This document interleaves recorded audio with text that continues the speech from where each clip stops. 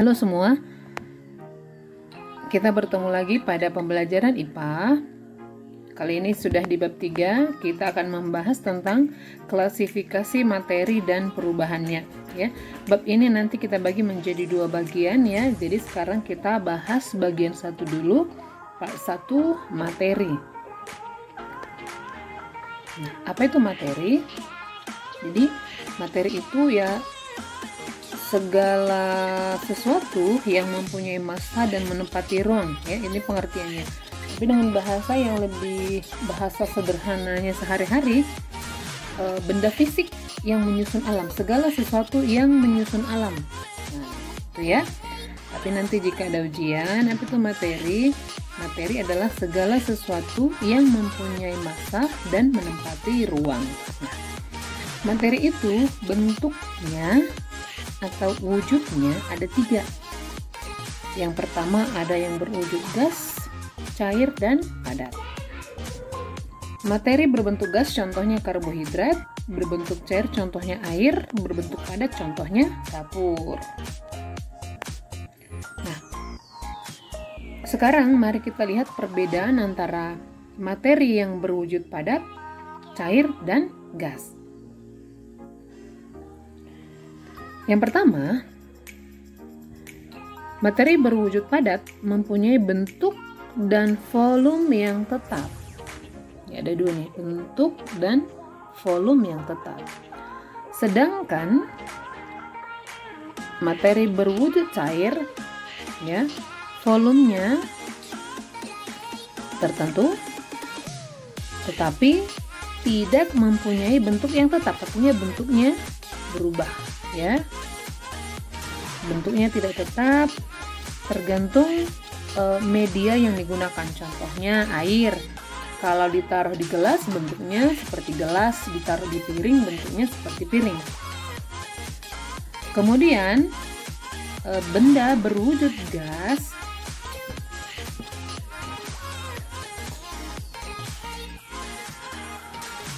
bentuk dan volumenya juga tidak tetap ya. Nah, kemudian kita lihat dari jarak antar partikelnya. Pada benda padat, jarak antar partikelnya sangat rapat, dia tersusun rapat, makanya jadi padat ya. Sedangkan pada benda cair, dia lebih renggang ya, makanya bisa bergerak. Lalu pada benda gas, jarak antar partikelnya sangat renggang. Nih misalnya nih partikel 1, partikel 2, partikel 3. Kira-kira seperti itu contoh jaraknya ya. Nah, kalau di sini seperti ini. Kalau pada benda padat dia rapat. Makanya jadi padat. Yang ketiga, partikel-partikel pada zat padat tidak dapat bergerak bebas. Ya. Ini partikel ini nggak bisa berpindah-pindah dari atas ke bawah, nggak bisa, dan sebaliknya ya. Sedangkan pada benda cair partikel-partikelnya bisa bergerak, namun gerakannya terbatas ya. Nah, pada benda gas, partikelnya bebas bergerak. Makanya benda gas itu cepat sekali pindah tempat, cepat menyebar, cepat berpindah tempat. Oke. Itu dia perbedaan benda padat, cair, dan gas. Nah, sekarang kita ke klasifikasi materi ya. Materi tadi adalah segala sesuatu yang mempunyai massa dan menempati ruang. Nah, materi itu dibagi menjadi 2. Nih, ada zat tunggal dan ada campuran. Ya. Zat tunggal ini dibagi 2 lagi, unsur dan senyawa. Campuran dibagi menjadi 2, ada campuran heterogen, lalu campuran homogen. Campuran heterogen itu yaitu koloid dan suspensi. Sedangkan campuran homogen contohnya adalah larutan. Nah, ini apa apa penjelasan istilah-istilah baru yang baru aja kamu dengarkan? Mungkin istilah baru bagi kalian. Ya, kita lihat penjelasannya pada slide berikut. Kita mulai dari yang pertama tadi zat tunggal ya. Jadi zat tunggal itu adalah materi yang seluruh bagiannya memiliki komposisi yang sama, sifat yang tetap dan khas. Ya, komposisinya sama, sifatnya tetap dan khas. Itu pengertian zat tunggal. Zat tunggal tadi ada dua ya, ada unsur dan ada senyawa. Kita lihat unsur ya. Unsur adalah zat tunggal yang tidak dapat dipisahkan menjadi sesuatu yang lebih sederhana, baik secara fisika maupun secara kimia. Nah, unsur ini mengandung satu jenis atom. Contohnya natrium dan magnesium. Nah, ini yang harus digarisbawahi. Zat tunggal itu adalah zat yang tidak dapat dipisahkan menjadi sesuatu yang lebih sederhana, baik secara fisika maupun secara kimia. Jadi dia ukurannya sangat kecil ya.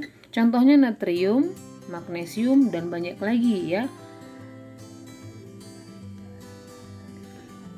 Unsur itu dibagi menjadi 3 ya. Ada unsur logam, ada unsur non logam, dan ada peralihan dari logam dengan non logam, yaitu metaloid ya. Sekarang kita lanjutkan ke senyawa ya. Senyawa adalah zat yang terdiri atas 2 atau lebih unsur yang secara kimia bergabung dengan perbandingan tertentu. Dia akan menghasilkan materi baru yang sifatnya berbeda dengan unsur-unsur penyusunnya.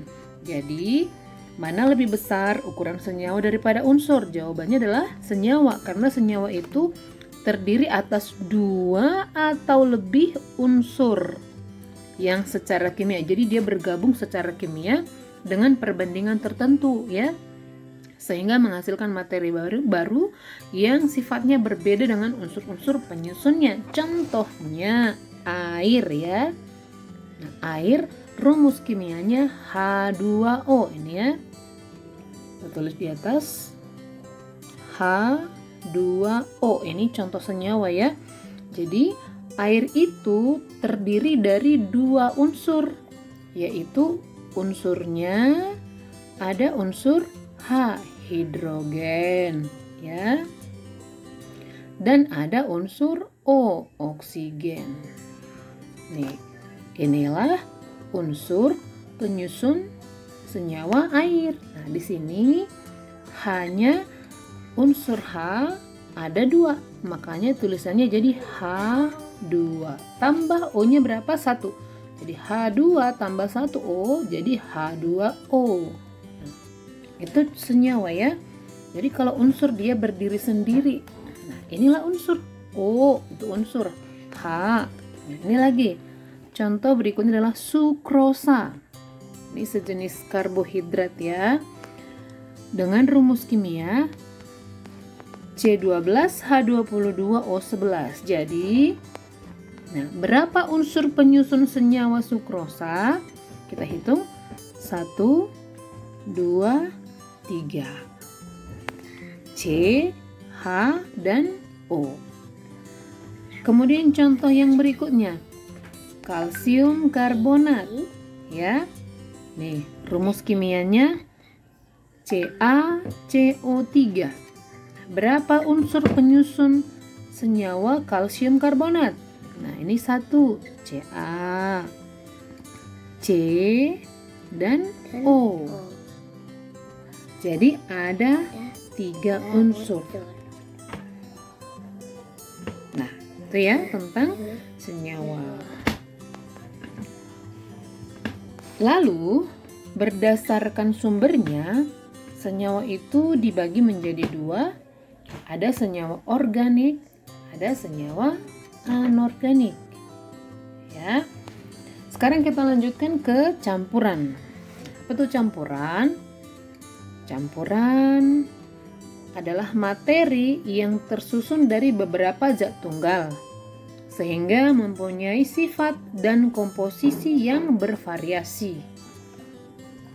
Ya, atau boleh Campuran adalah hasil pencampuran dua zat atau lebih. Boleh. Hasil pencampuran atau penggabungan dua zat atau lebih. Oke. Ciri-ciri campuran. Nah, terdiri dari dua jenis zat tunggal atau lebih. Jadi bisa 3, bisa 4 dengan komposisi tidak tetap. Nah, komposisi tidak tetap. Masih mempunyai sifat zat asalnya. Dapat dipisahkan menjadi komponen-komponen penyusunnya. Oke, sekarang kita lihat. Jadi mungkin di rumah ada campuran. Misalnya ada gula dicampur dengan kopi diaduk-aduk. Itu campuran. Campuran itu ada dua jenis ya. Jadi campuran itu bisa berbentuk padat, bisa berbentuk cair, dan bisa berbentuk gas. Nah, kayak misalnya pasir. Di pasir itu ada batu-batu kecil, ada tanah. Berarti itu merupakan campuran. Bisa juga berbentuk cair, ya. Bisa juga berbentuk gas. Jenis campuran ada dua, ada campuran homogen dan ada campuran heterogen. Kita bahas yang campuran homogen. Jadi campuran homogen ini tadi contohnya adalah larutan ya. Sifat dan komposisinya seragam. Jadi kalau kita lihat dia sama semua. Yang di bawah, yang di atas sama. Jadi nggak ada batasnya, tidak ada batas. Contohnya kita campur 3 macam zat. Kita campur gula, kopi. Lalu kita campur lagi dengan air, kita aduk. Nah, jadi kalau kita perhatikan gelasnya, nggak ada lagi dari di bawah ini gula, di tengah-tengah kopi, di atas air. Tidak bisa lagi dibedakan yang mana gula, yang mana kopi, yang mana air. Udah bercampur semua. Itu namanya campuran homogen.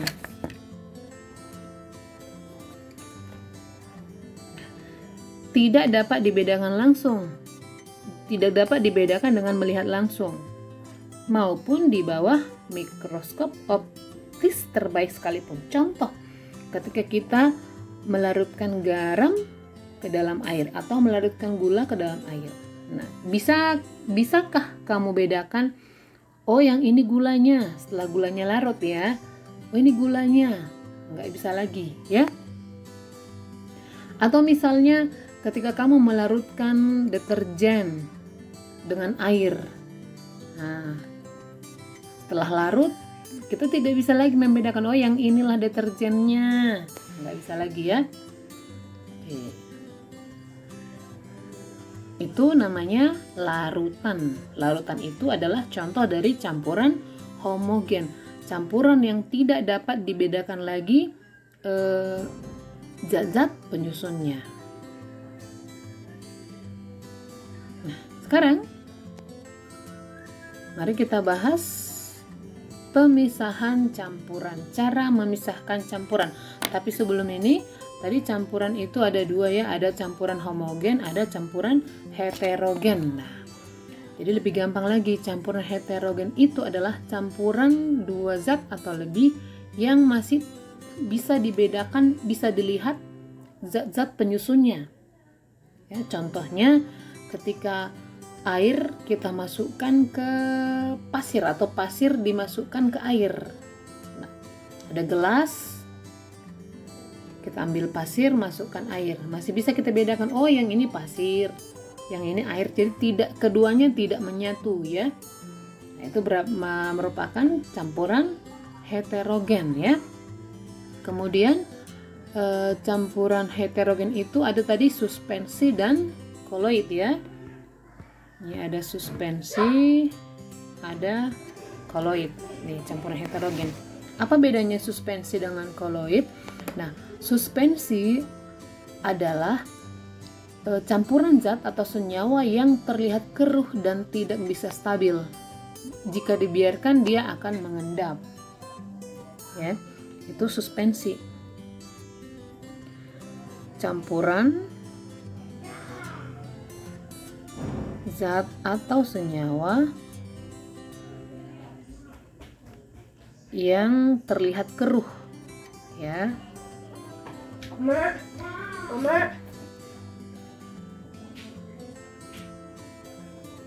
Dan tidak bisa stabil.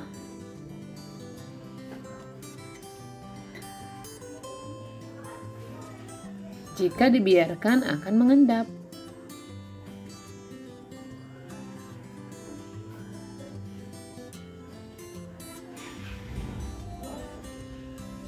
Ya. Contohnya, kopi dan air setelah diaduk, kalau dibiarkan lama, kopinya akan mengendap ke bagian bawah gelas. Ya. Itu jadi contoh suspensi. Lumpur yang ada di kalau lumpur itu berarti campuran tanah dengan air, ya. Lama-lama dia akan mengendap. Nah, kalau lama-lama dibiarkan dia mengendap, berarti dia adalah suspensi. Kemudian koloid, ya. Koloid itu adalah campuran zat yang tidak bisa tercampur rata, ya. Dan jika dibiarkan, meskipun dibiarkan pun dia tidak akan mengendap, ya. Tidak bisa tercampur rata, tapi jika dibiarkan dia tidak akan mengendap. Contohnya cat, ya, darah. Nah, ini contoh koloid. Dibiarkan pun dia tidak akan mengendap, padahal zat tersebut merupakan campuran dari bermacam-macam zat. Oke. Nah, sekarang kita lanjutkan ke pemisahan campuran, ya. Jadi campuran yang tadi merupakan gabungan dari beberapa zat juga bisa dipisahkan. Cara memisahkan campuran bisa dilakukan dengan 5 cara. Yang pertama adalah penyaringan atau filtrasi. Nah, untuk memisahkan zat padat dari suatu suspensi, maka dilakukanlah penyaringan. Atau memisahkan zat padat dari pelarutnya. Contohnya, ketika kita memisahkan ampas kelapa dari patinya, disaring, ya. Yang kedua, pengkristalan atau kristalisasi. Ini teknik yang dilakukan untuk memisahkan zat padat dari pelarutnya dengan cara menguapkan pelarutnya. Jadi diuapkan pelarutnya, ya. Lalu penyulingan atau destilasi. Ini adalah teknik pemisahan campuran untuk memisahkan zat cair dari campurannya berdasarkan perbedaan titik didihnya. Ya. Contoh, bagaimana cara kita mendapatkan air tawar di air laut. Nah, air laut itu kan rasanya asin. Ini misalnya nih, air laut, ya. Lalu dididihkan. Nah, diasinkan karena mengandung garam.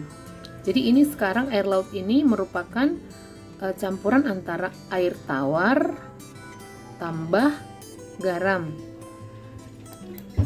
Nah, kalau dididihkan, yang air tawarnya akan duluan mendidih. Nah, menguap ditampung di sini, ya. Menguap, tampung, lalu dialirkan ke sini. Jadi yang masuk ke sini sekarang adalah air tawar.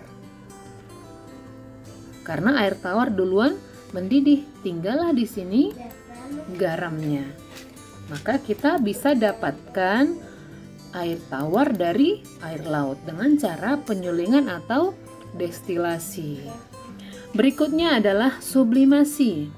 Sublimasi teknik untuk memurnikan atau memisahkan zat-zat yang dapat menyublim. Nah, menyublim itu adalah perubahan benda padat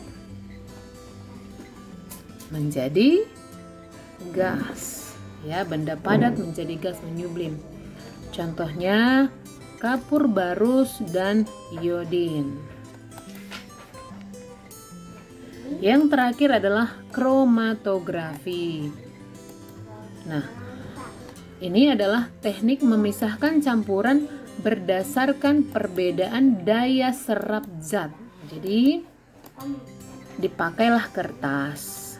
Nah, teknik inilah yang dilakukan untuk tes narkoba pakai ini.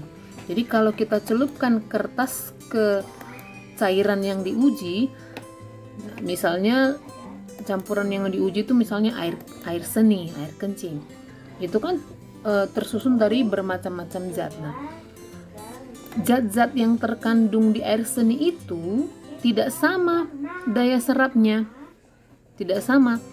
Misalnya katakan dia mengandung zat urea sampai sini aja, mengandung gulanya sampai sini.